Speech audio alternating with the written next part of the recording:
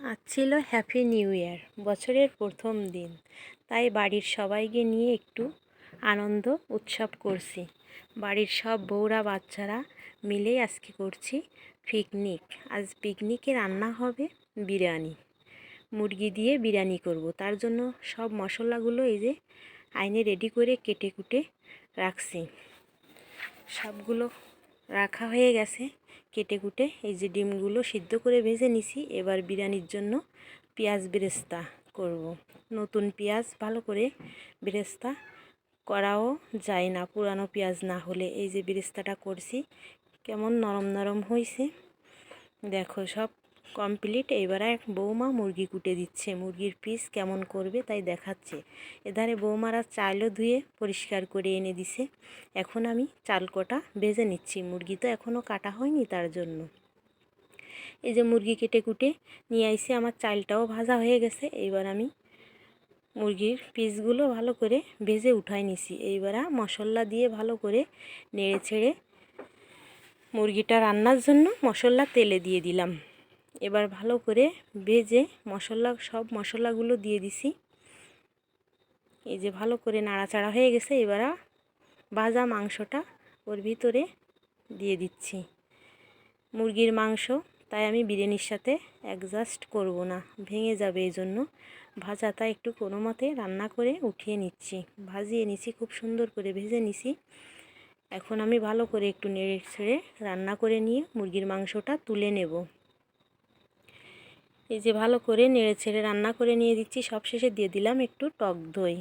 বিরিয়ানি করব, তার জন্য মাংসের ভিতরে একটু টক দই দিলে ভালো হবে।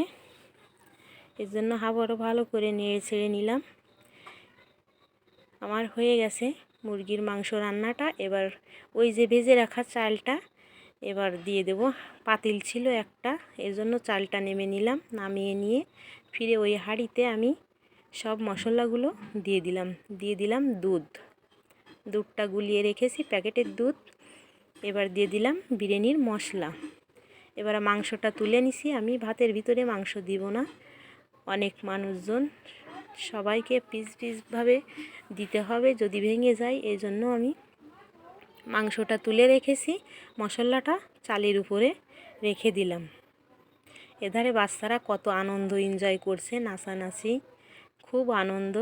রাতের আধার হয়ে গেছে, রান্না করতে করতে সন্ধ্যা হয়ে গেছে। এবার দিয়ে দিচ্ছি আমি ভেজে রাখা চালটা। আমার পানিটা ফুটে গেছে। এই যে দিয়ে দিলাম তার সাথে কয়েকটি আলু ভোকরা। আমার ভাতটাও রেডি। এরপর দিয়ে দিলাম পেঁয়াজ বেরেস্তা, দিয়ে দিলাম কালারের জন্য ফুড কালার।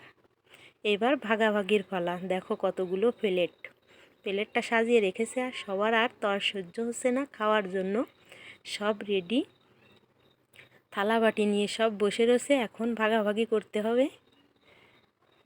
আমরা আজ 25 জনে পিকনিক করছি, তাই অনেক লোক, সবাইকে বোঝবাস করে দিতে হবে। তার জন্যই মেলা ঝামেলা। তাই আমি একটা বাটির সাহায্যে সবাইকে সমান করে সবার প্লেটে প্লেটে ভাগ করে দিয়ে দিচ্ছি। আমার বিরিয়ানি রান্নাটা তোমাদের কাছে কেমন লাগলো? যদি ভালো লাগে লাইক কমেন্ট শেয়ার করে দিও।